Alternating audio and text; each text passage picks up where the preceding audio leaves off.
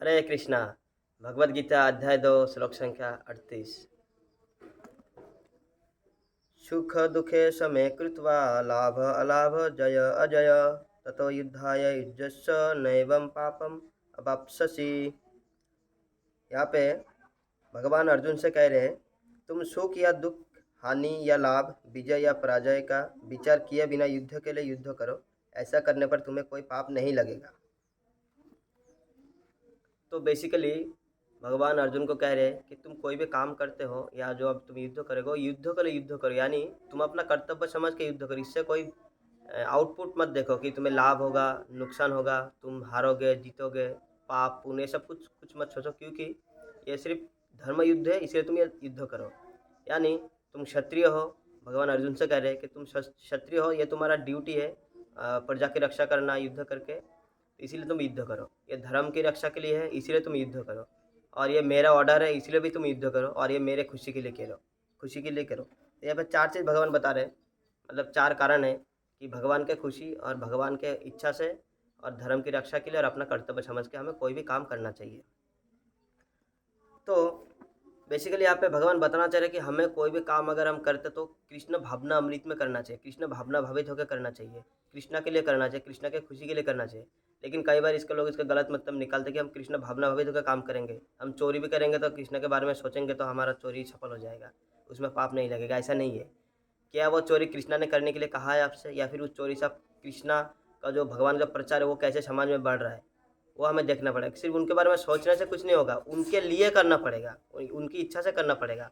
जैसे हम लोग गुरुकुल बना रहे हैं, गुरुकुल चला रहे हैं, इसमें हम लोगों को भक्त बना रहे हैं, गाँव गाँव जाकर हरिनाम का प्रचार कर रहे हैं, तो इसको बोलते कृष्ण भावनामृत। उनके बारे में सोच के दूसरा काम, भौतिक काम करने से नहीं होगा।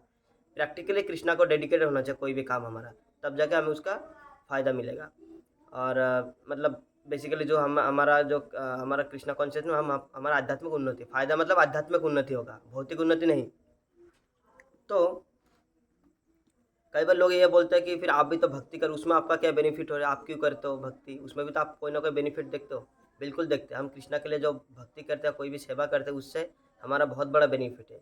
तो फिर वो सामने वाले की फिर क्वेश्चन कर देता, फिर ये तो भी आप स्वार्थ है इसमें भी आपका, आप बेनिफिट देखते हो। लेकिन हमारा बेनिफिट क्या है वो पहले आप जान लीजिए।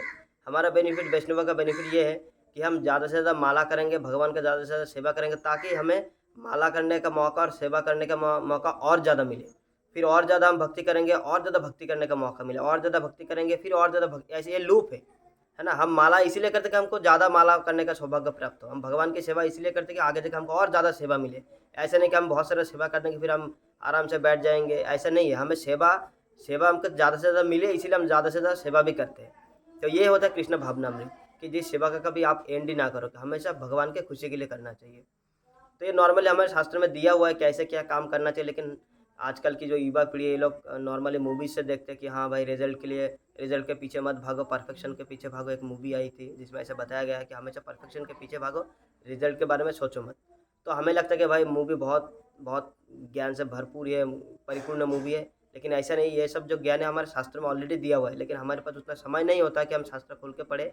इसीलिए आजकल सोशल मीडिया का ज़माना, आप कभी भी खोल के देख सकते हैं कि कर्म कैसे करना चाहिए, है ना, कौन से कर्म करने से पाप लगता है, कौन से में पुण्य होता है, कौन से में कुछ नहीं होता। ये सब हम जब कर्मयोग पढ़ेंगे, यानी तीसरा अध्याय पढ़ेंगे, उसमें हम डिटेल्स में चर्चा करेंगे। लेकिन अभी दूसरे अध्याय में इसका शुरुआत हो रहा है धीरे धीरे, कैसे कर्म करना चाहिए सबके बारे में भगवान बता रहे हैं। तो बेसिकली इस श्लोक में यही कहा गया है कि हमें हमेशा अपना जो कर्तव्य है उसको अपना कर्तव्य समझ के करना चाहिए। उसके पीछे का जो बेनिफिट है वो हमें उस पर हमें लोभ नहीं करना चाहिए। इससे क्या होगा, हम ना ही वो कर्तव्य को अच्छे ढंग से कर पाएंगे, बार बार हम फल के बारे में सोचेंगे तो हमारे काम में जो जितना हमारा डेडिकेशन लगना चाहिए उतना हमारा डेडिकेशन लग नहीं पाएगा। तो भगवान भी यहाँ पे अर्जुन को ही बता रहे हैं कि तुम लाभ, हानि, जय पराजय के बारे में मत सोचो। तुम अपना ड्यूटी है तुम्हारा धर्म के लिए युद्ध करना, तुम्हें धर्म के लिए युद्ध करो। बस भगवान यही संदेश अर्जुन को देना चाह रहे हैं। हरे कृष्ण।